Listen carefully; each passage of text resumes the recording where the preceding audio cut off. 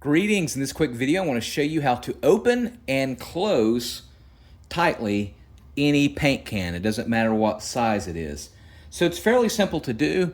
If you look at the lip here, there's actually 3 little metal circles.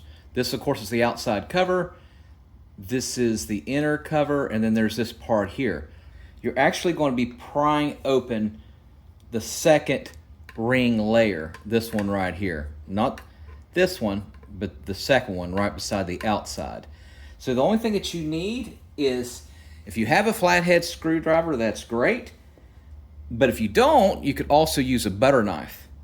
So the only thing you're going to do is you're going to gradually go around it, almost like a can opener, around that second ring, and you want to prop up like this, and you go around it, and you can see it's already propping up. All right, and you can see it's already open. So you heard it open. Same thing with, of course, with a flathead. You just go around like that, and then you get the picture. You just need like a flat, hard surface to go around like that. All right, so it's open. Now, in order to close it, you need a heavy object, preferably a hammer if you have it.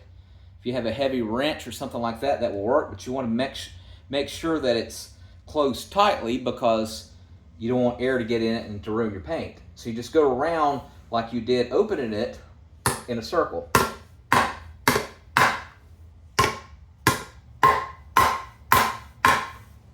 All right, and that should last for 10 plus years, not dry out, as long as it's secure.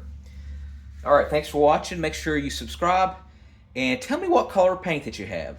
Just out of curiosity in the comment section, what color paint?